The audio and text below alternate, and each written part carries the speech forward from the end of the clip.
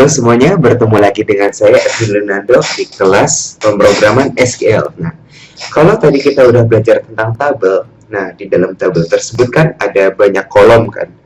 Nah, sekarang kita akan belajar tipe-tipe data apa aja nih yang bisa kita spesifikkan ke sebuah kolom. Nah, kalau tadi kan sebelumnya contohnya ada tipe data teks, tipe data integer. Nah, bisa dibilang numerik. Nah, sekarang kita mau belajar lengkapnya itu tipe data seperti apa. Nah, jadi sebenarnya setiap basis data, kayak contohnya basis data MySQL, Oracle itu punya tipe data yang berbeda-beda.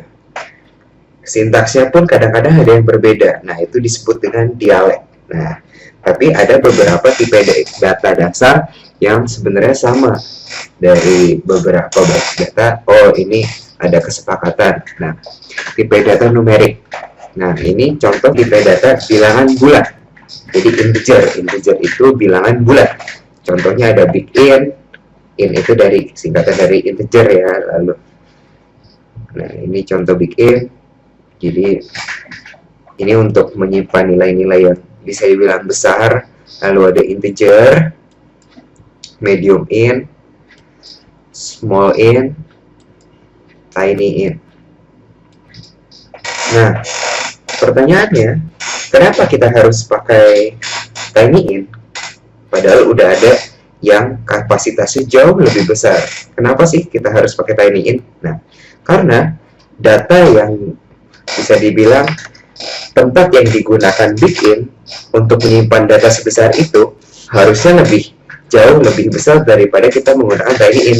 Kalau memang aplikasi kita hanya misalkan menyimpan data yang kecil gitu, misalkan maksimal paling nilainya 100, nah ngapain kita pakai big in? Karena itu menggunakan kapasitas dari basis data yang lebih besar.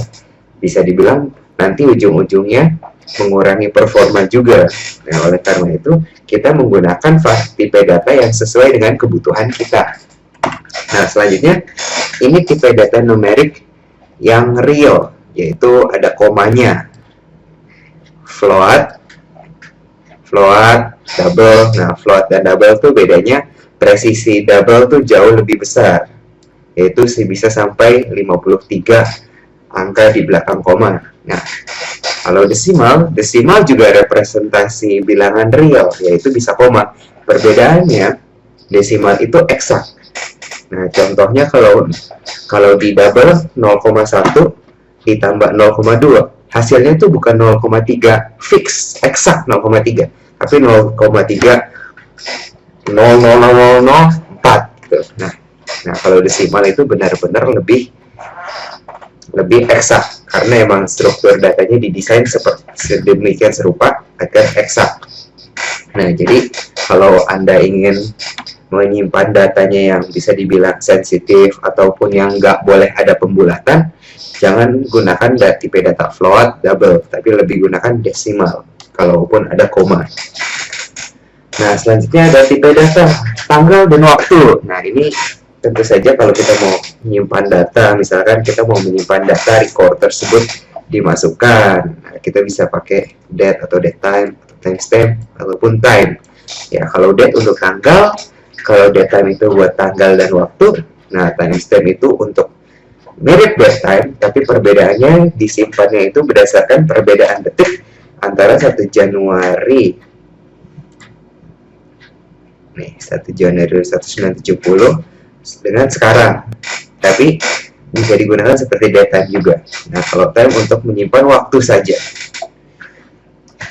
Nah, tiap-tiap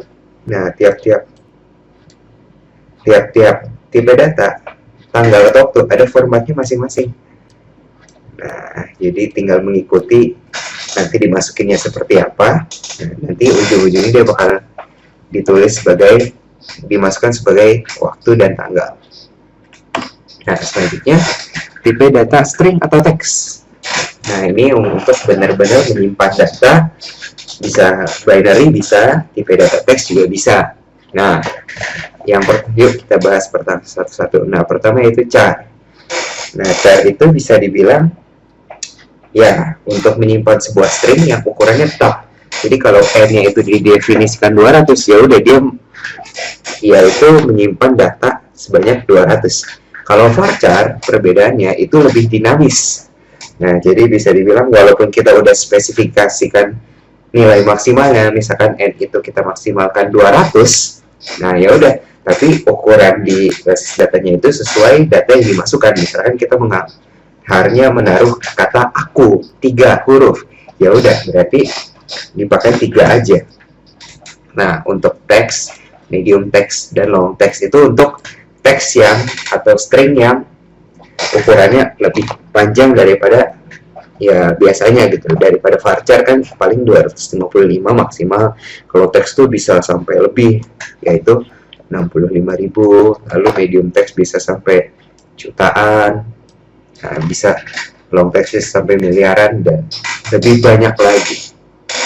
Nah, jadi sekian saja untuk tipe data yang sudah kita pelajari. Nah, nanti kita akan belajar masing-masing menggunakan tipe data tersebut gitu di contoh-contoh dan materi selanjutnya. Yuk, kita belajar bareng-bareng. Terima kasih.